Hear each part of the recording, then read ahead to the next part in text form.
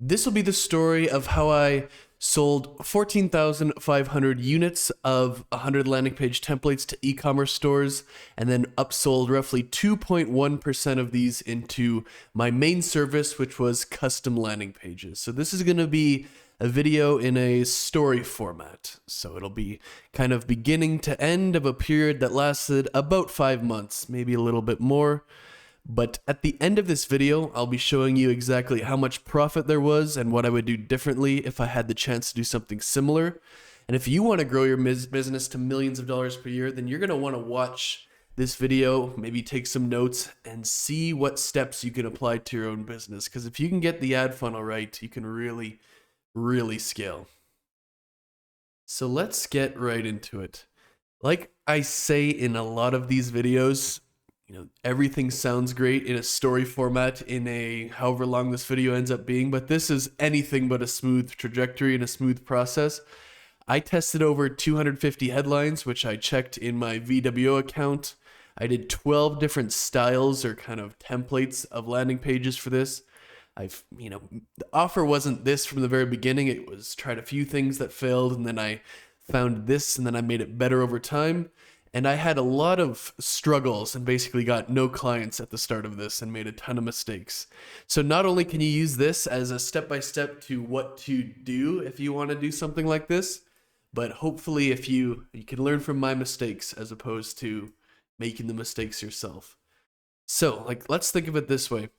I sold about 14,500 units, give or take, because some of those I gave away for free at the beginning, but I had a $97 ticket price on each and upsold 2.1% of those into clients.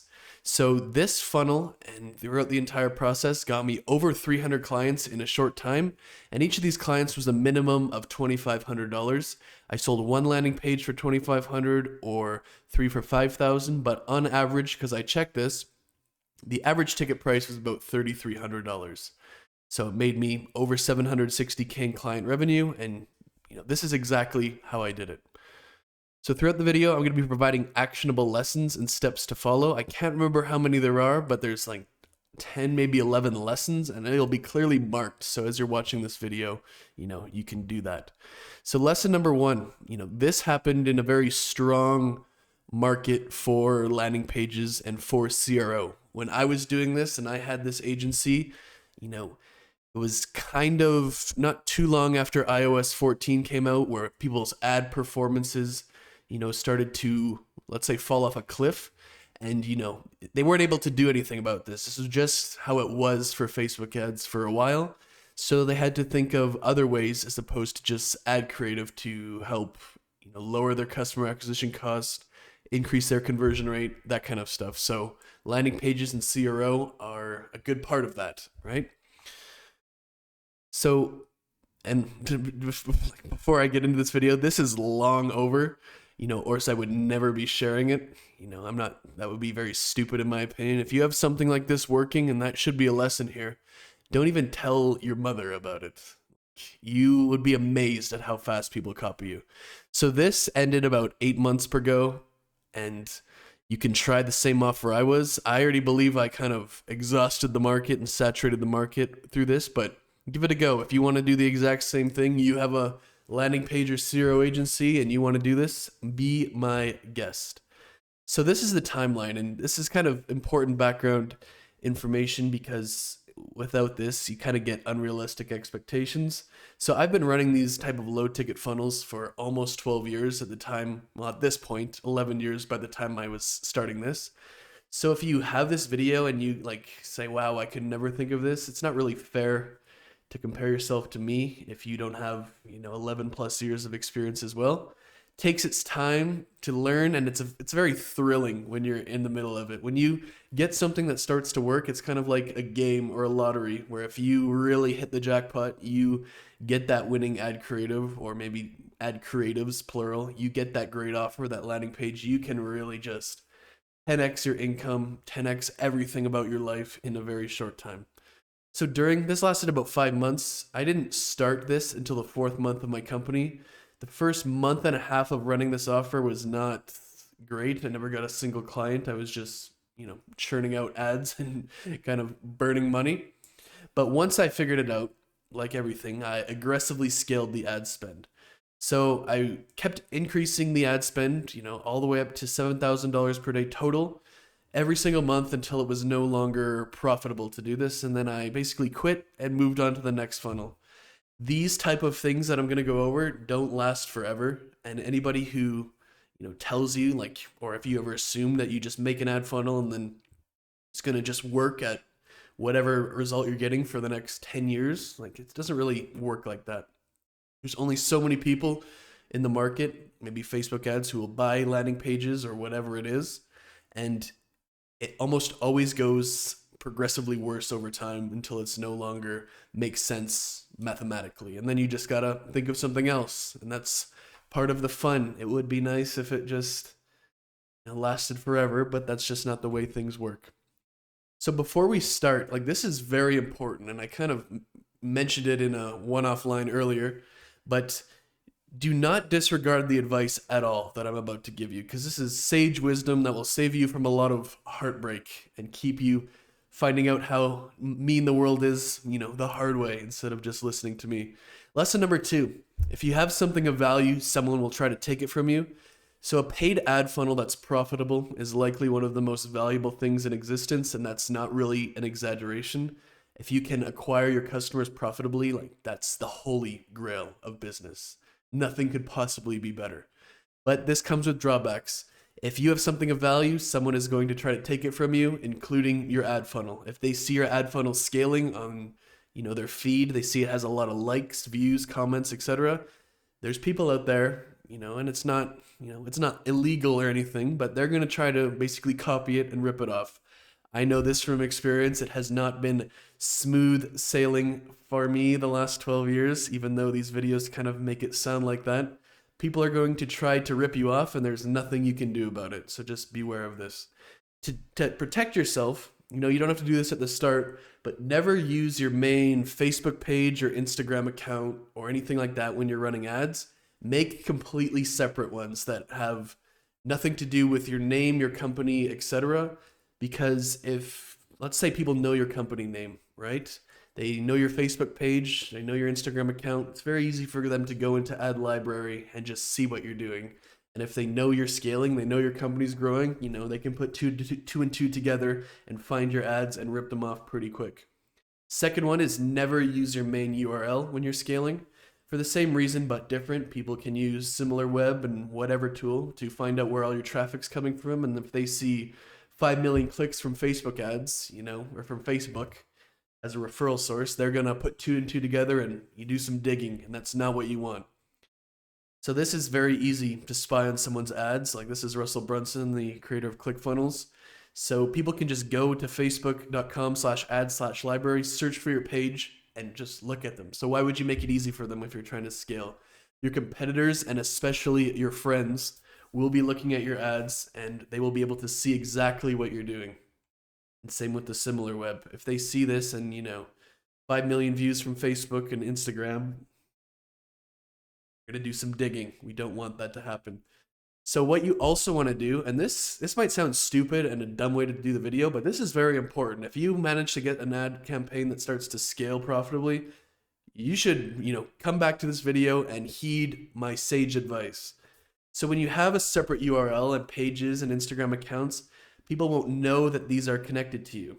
If people see them on their own Facebook and Instagram feed, that's one thing, and that's bad luck, I guess, if you want. They can get your name and still search for them. But to counteract this, we want to put, this is on our fake profile here. We want to put 100, and that's just about round number, fake or losing ad creatives in our campaign at $1 per day budget, or as low as it will let you, so that all of these ads are still active in the ad library. If they were to search our page up like this, let's say, these are the 2 winning ads, but if there's 100 others, they're not going to know which ones are winning and which aren't. And this is, I could not be more serious about this. And then what you want to do is you want to make decoy ads from your main page for completely different offers. So I was selling landing page templates. I was running ads from my main Facebook and Instagram account directly to book a call. So if my competitors tried to spy on me, they would see I'm running ads and probably not think anything more of it. We just say, oh, that's interesting. That's kind of what I'm doing. And then just move on. So if they know you run ads and they don't see anything in your ad library, they might get suspicious. That's why you do this little decoy action. But if you must, of course, like 99, like there's situations where maybe you have like 200K Instagram followers or even 50K, and you post content on there and you kind of have to use your main page. Just clog up your ad library with unrelated offers, unrelated ads. 99% of your ad creatives at $1 per day to different landing pages, different offers, different funnels, and then the 1% of your ad creatives that are good to your main one. You're ignoring this advice at your own peril. If you think this is dumb and paranoid, it probably tells me that you've never scaled an ad campaign before and you don't know what it's like out there. The competition doesn't start until you're in the top 1% of this.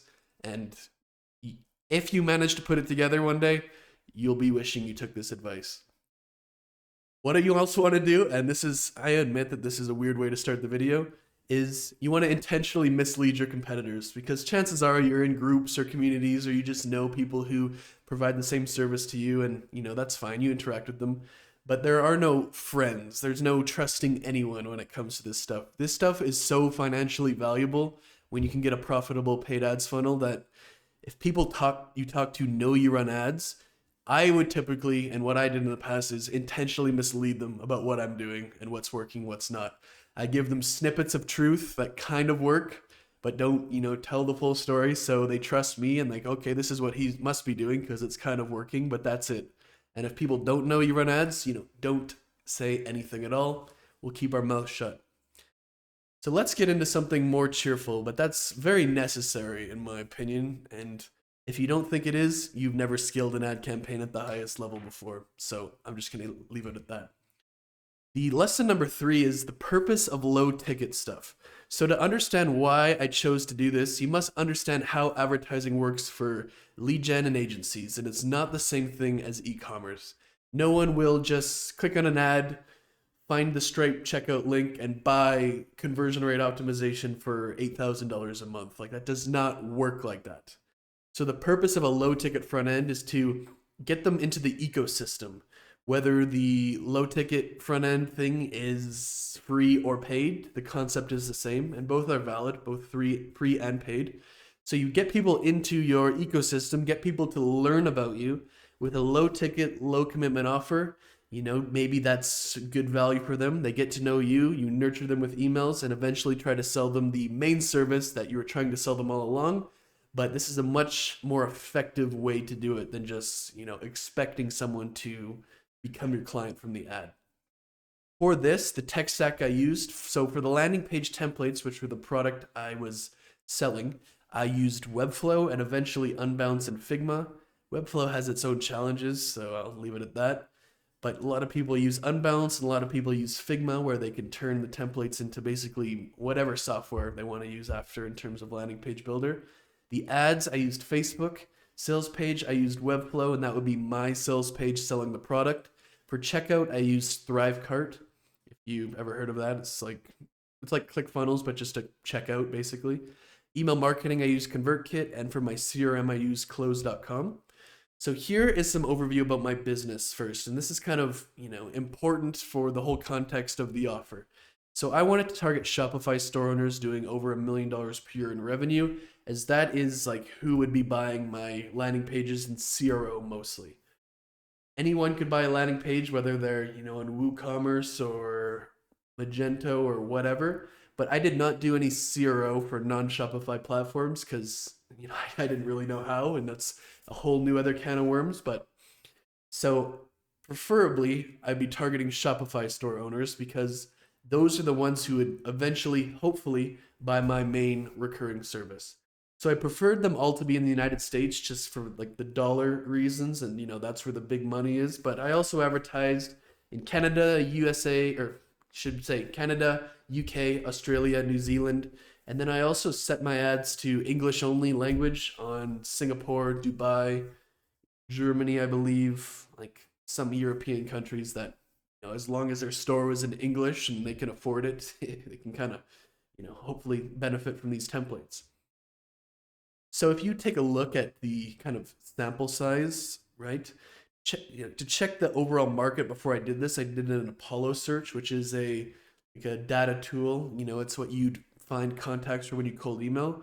So I set my location to United States, Canada, UK, Australia, New Zealand, 3 to 10 employees, built with Shopify or Shopify Plus, and the job titles were CEOs, founders, marketing types. Like there's about 40,000 people or 45,000 people, and I did this like in preparation from this video. It might have changed since back then. But there's 45,000 people who could maybe benefit or feasibly buy my product. But that's not true either, because someone who has over 10 employees might want it, someone who has less than 3 employees might want it, someone who doesn't even have a store might want it. Like I said, someone on WooCommerce and Magento might want it. But this is kind of like the pool I thought I was going after that might have had a chance to hire me for CRO or get a landing page job one day, right? So basically, this is the sample size of my target audience for services. The target audience for the who could actually buy this info product would be much bigger. But I just did this as research before, and I remember doing this. So like I said here, that was for the services, but for the actual product, the market was much, much bigger. And it was about 415,000 contacts who could potentially buy my low ticket product. This is really for research purposes. It's not, it's not something you'd just kind of just checking before you make a product that, there's enough people that could reasonably buy it is kind of the thought process behind it. So here's how my funnel worked, like the whole company. So first, I want to sell them this low ticket offer. If they didn't have a Webflow account, you need a Webflow account to use these templates. So I got a referring commission through my affiliate link when they signed up. I would want to convert a percentage of people who buy the low ticket to a custom landing page build, which is a minimum of $2,500, but $3,300 on average.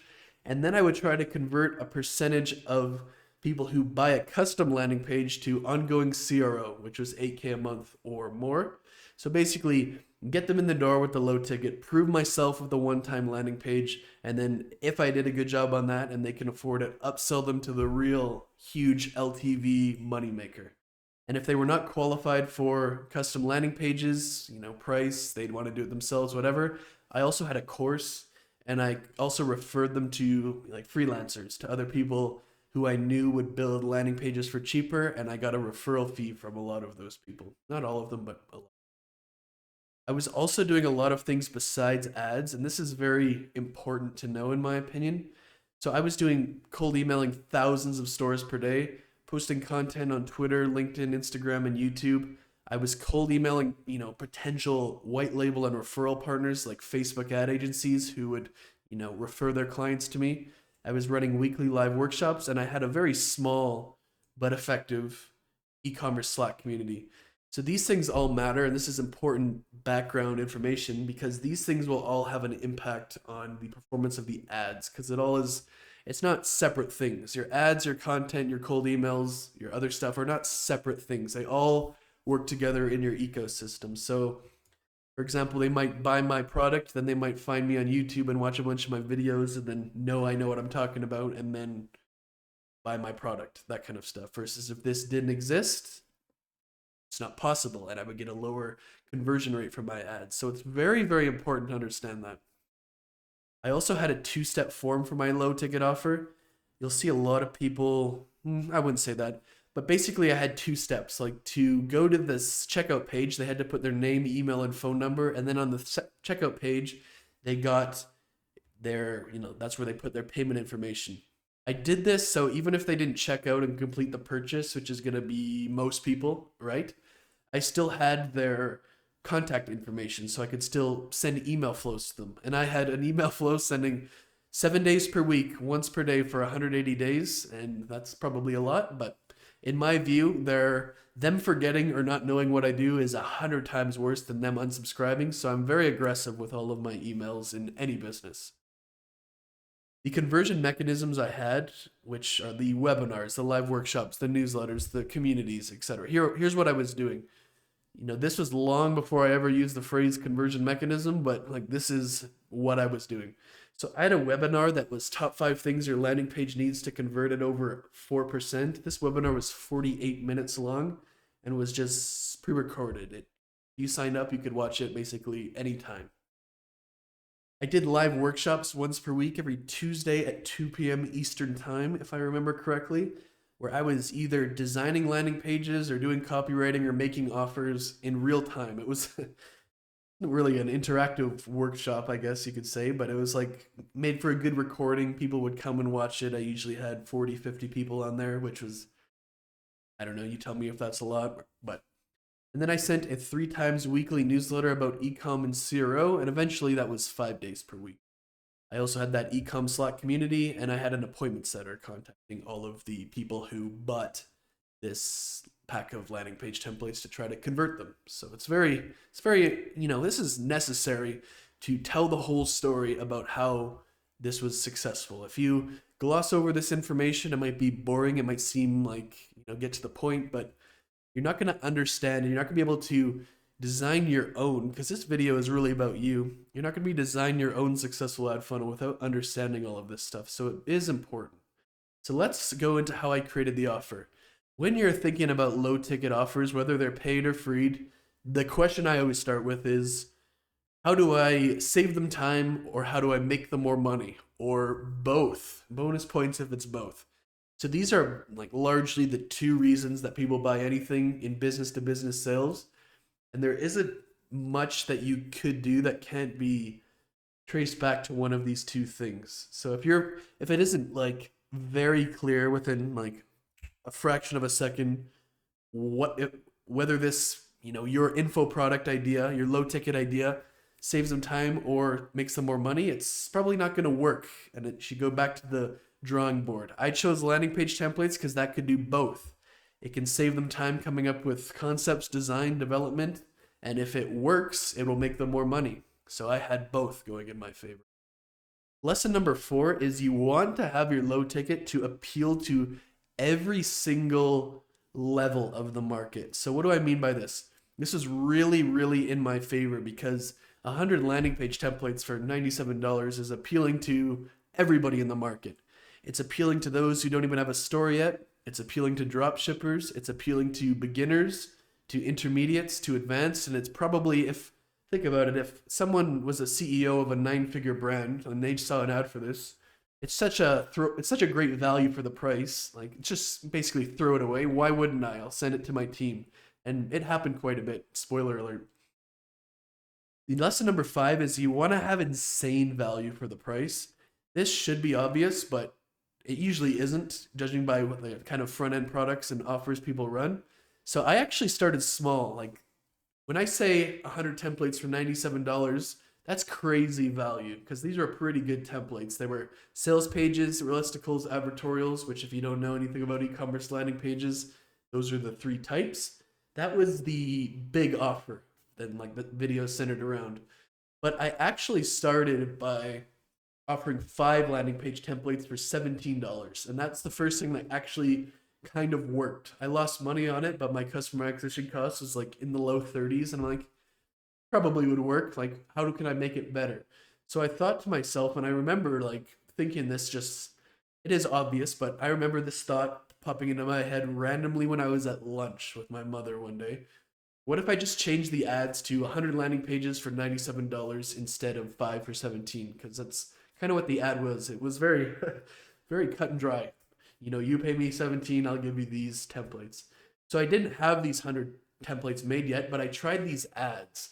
And the cost per click of the Facebook ads was cut instantly by 75%, which is 1/4 of the original cost per click.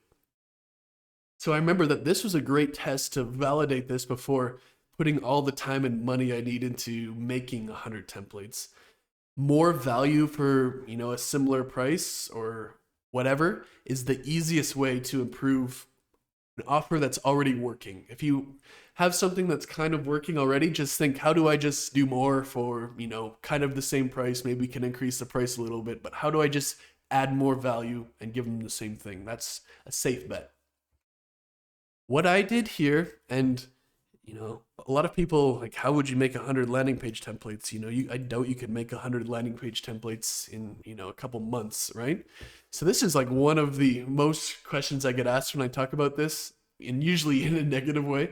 It's like, there's no way you could create 100 landing page templates in that time frame, or how did you even make all those templates? What I did was I got some of my team and I did it myself and I asked around, but I made a list of 100 landing pages that other e-commerce brands were already running, brands you would know if you're in e-commerce, famous brands, brands I admire, brands that I know maybe aren't like publicly, bragging or anything, but are doing great stuff. And I paid freelancers on Fiverr to basically clone or rebuild the pages for me. And this is a screenshot from back then, February 1st, 2023. And, this cost me $75 to get one page cloned, all the way up to 150, and it kind of depended on the freelancer. Some people were pretty good, some people were, more expensive, but whatever. For the goals and ambitions I had, it really cost me $8,700, and I got these done pretty quick. I engaged quite a few different freelancers for this simultaneously. I was getting, 20, 30 pages done a week, and then eventually got to 100. So here are some examples, and let me open up my Webflow account, because I have, like 50 different Webflow accounts back then, but here's one of my accounts. So, here are some of the, different templates that you could get. Like here's an example of an advertorial. Hopefully it's not bad, but here's an example of one of these. That's kind of what an advertorial looks like. I'm just going to scroll fast to kind of not dox the person's whose thing was this. Like this would be a listicle. And again, I'm just going to scroll a bit fast here. And then what would be an example of like a sales page, maybe something like this. So these are like real pages, but like the basis of these are from the templates, because I use the same templates that I got eventually, to be the basis of my, the ones that I used for my actual custom service. So we had the templates, and then we basically, once you have 5-10 of these templates, you pretty much have every section that you would ever want to use on a page, and you kind of just copy and paste it between them and make your own ones that were good. So that's basically like how that went down in terms of that. So I had a lot of employees back then, and everybody had their own Webflow account. So we had 2,000 to 3,000 probably total pages back then. My first big mistake, and this is probably an important lesson, this is what not to do. So at the start, I was getting a lot of sales in terms of the actual product, but I wasn't really getting any clients from it. And because, that is the whole purpose of this, like you could in some ways consider that a failure, right? The reason that I wasn't getting any clients is because I wasn't delivering the proper lead magnets, sales assets, content to them to prove they should trust me. When you're running funnels through lead magnets, like this trust building occurs. But when you're running it directly to a paid product like this doesn't happen. So this is a big mistake that you should write down and avoid if you do this, and I'll show you how to do it later in the video. But there's like differences with paid products and lead magnet funnels. So if you have a lead magnet funnel, you have a bunch of free guides, checklists, masterclass that they can download for, maybe $1 to $2 cost per lead, and then you just nurture them and eventually convert them. You don't go through a paid product. And basically, in this situation, the difference is you're fronting the ad spend, and hopefully it works after. So lead magnets should be thought of as masterclasses for how to solve the main problems. So the main problems in CRO and landing pages are, the site speed, the offer, the above the fold design, the headlines, the hero image, copywriting, social proof, A/B testing, analytics, etc. So I had a lead magnet that was basically like a free masterclass, better than anybody would give you and charge you for free. So in normal lead magnet funnels, people would download all of these, see how good they are, have confidence that I know what I'm doing, and then hire me. But as you see, like we're kind of going like this in this particular funnel where, they're not going through these lead magnets. So the problem that I was facing is this process just wasn't happening, and I wasn't getting any clients because it wasn't happening.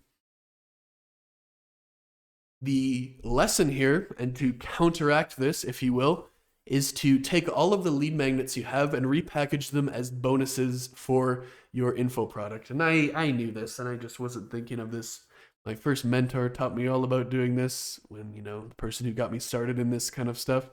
And the two things will happen when you do this.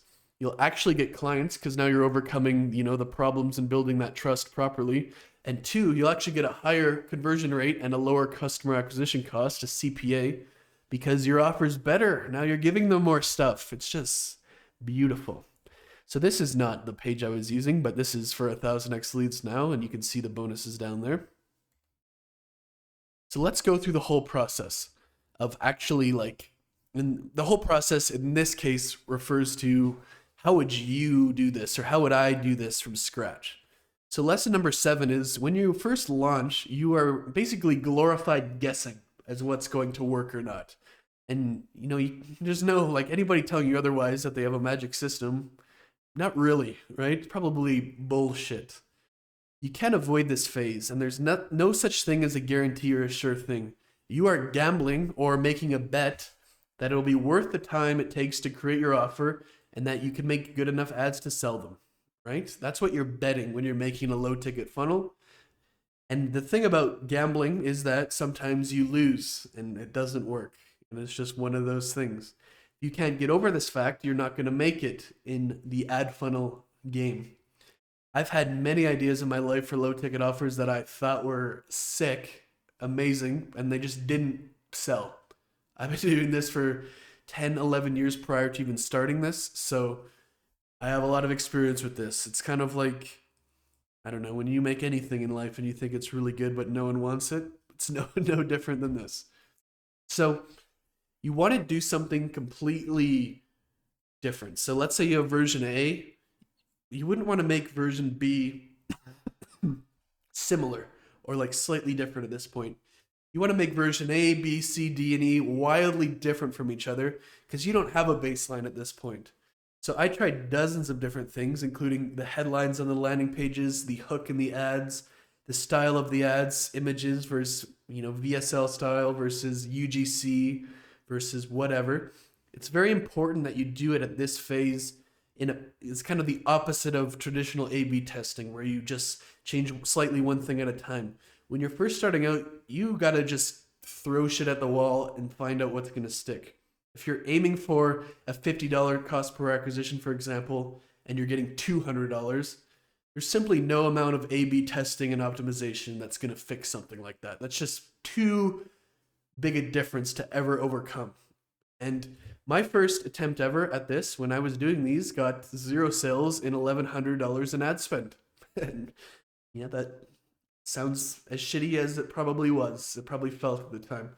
And it wasn't until my 3rd and 4th attempts, kind of depending on what you consider to be a real attempt, that I finally got some ads that sold I'm talking about the 5 for 17 originally here, in the $60 CPA range, which is not super profitable, but not great. I think I said $30 before, but on this one, and I checked, so it was $60. Once I hit the about $60 range, that becomes reasonable enough to where I can optimize. And this whole process is simultaneous with the, changing the 5 for $17 to the 100 for $97. So it's kind of like the same thing, or the same process. So if it sounds convoluted, it is. So if I was able to sell the 100 templates for 97 and the CPA was 60, that is profitable in and of itself, right? I'm getting $97 in revenue, and the cost per acquisition and ad spend is $60. So to optimize this and get that CPA lower, the only 2 things you can really do if you don't completely change the offer are improve the ads or improve the sales page, right? So if your conversion rate is 0.5%, you probably need to work on the landing page. If it's 3 to 4%, you probably get a better return on your time working on the ads instead. So for me in this process, when I really figured it out, what you're seeing on screen is kind of when I figured it out. My conversion rate was never below 3%. So this kind of makes sense as my main service is landing pages. So I would hopefully know how to make a good one, and I do. But that means basically I never had less than 1 in every 33 people buying. So if you multiply that by the cost per click, that would give you the CPA. it was my ads that were holding me back at this stage, and a lot of them had $2 to $5 cost per click at even a very low ad spend, which is not good if you're trying to scale, because when you scale your ads, basically what happens is, if you're spending $100 a day versus $1,000 a day, Facebook has to start pushing the ads to a broader and broader audience, right? And, broader and broader audiences tend to be less and less qualified the more you spend, and that makes, the cost per click higher and higher. So if, in this situation where it was already what most people and what I would consider kind of a bad cost per click for this purpose, it wasn't feasible to scale until I, got that better. So I eventually really figured it out and got, I think it was like 56-cent cost per click on my ads. And I eventually got the cost per acquisition down to $15. So doing that math, if 1 in every 33 people buy and I had, 50-ish cents cost per click, that checks out. But this was only at $100 per day. And the lower your ad spend, like I said, the better it'll perform. But because you only have enough budget for it to show to people who the algorithm determines are most likely to buy. When you increase that ad spend, it has to go far and beyond and broader, and like past the people who are most likely to buy. And that's kind of what I'm trying to get at. Hopefully that makes sense. So I kind of checked, did some, wouldn't say scientific checking, but general checking. And this is what my cost per acquisition was at different spends per day.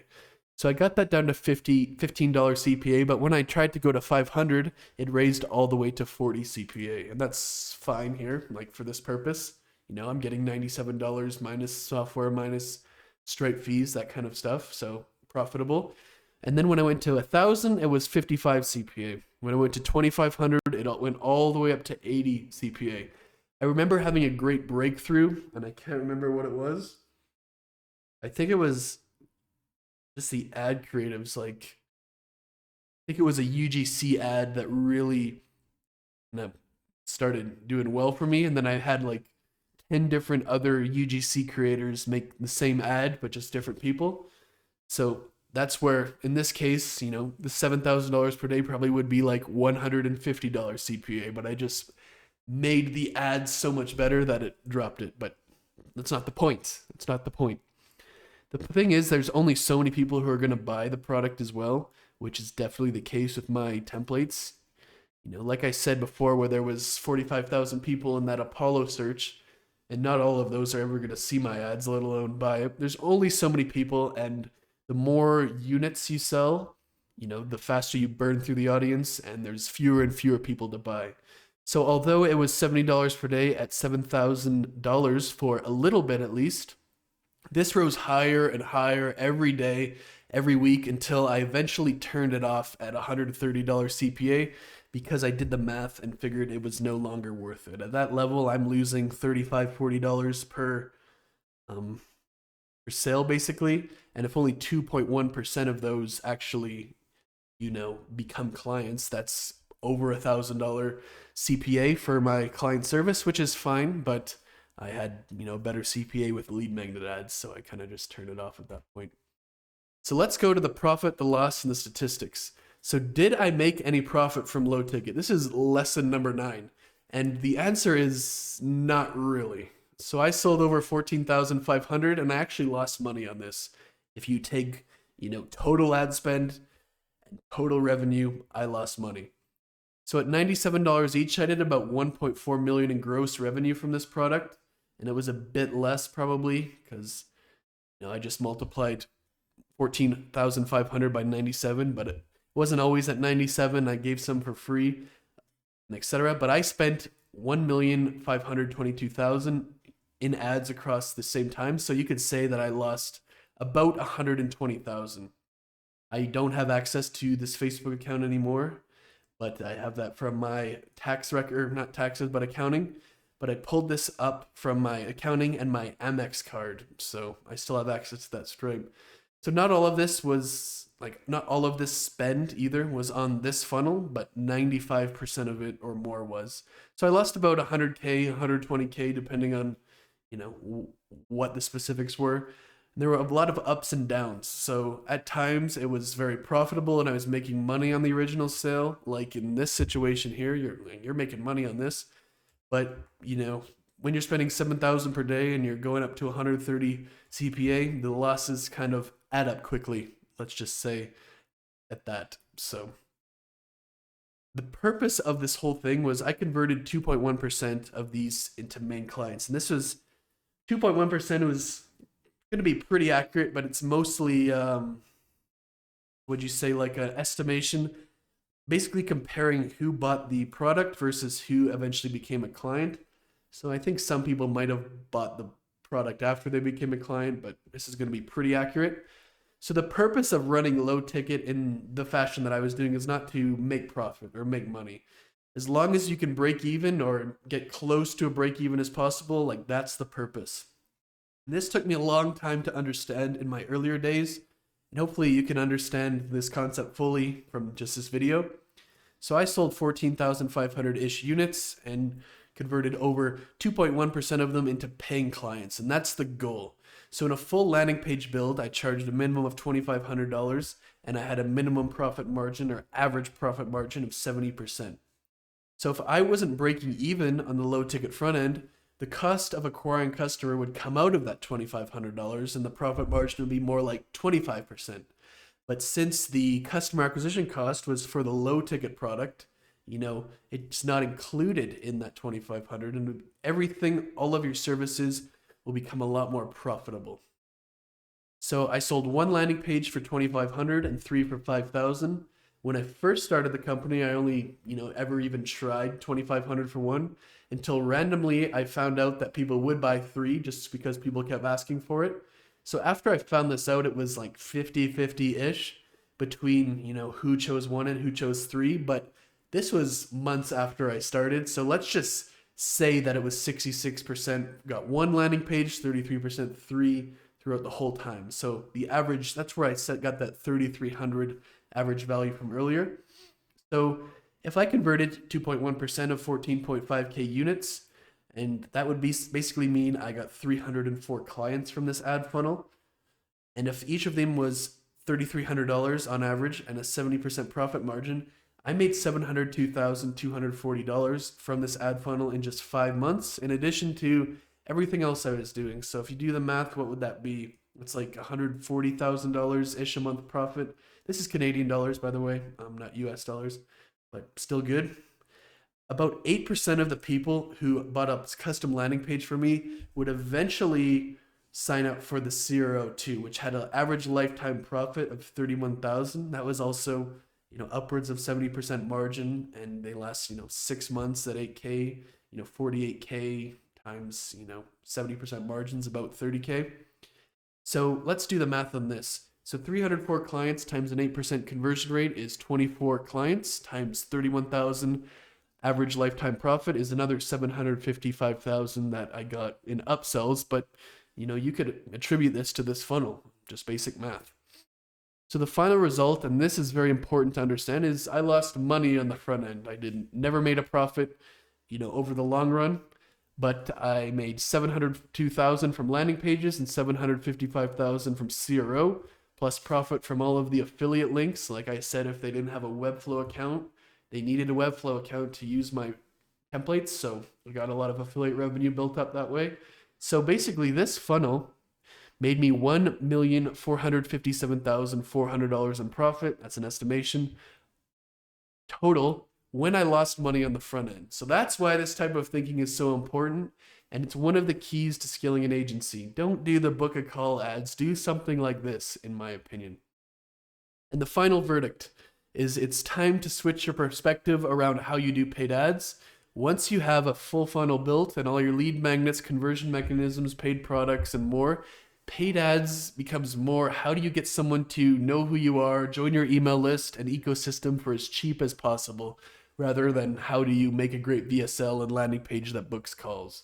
And you can get them into your ecosystem for cheap, whether it's a paid product or free product. If you are, spending $100 and getting someone a sale for $97, that's kind of like getting someone in for $3, because that's the cost of that, the net loss. Or if you're running lead magnet ads that have a $2 cost per lead, that's the cost. So once you get them into your ecosystem and your full funnel, they will find their way to you as clients. I guarantee it. So thank you for watching, and I'll see you in the next video.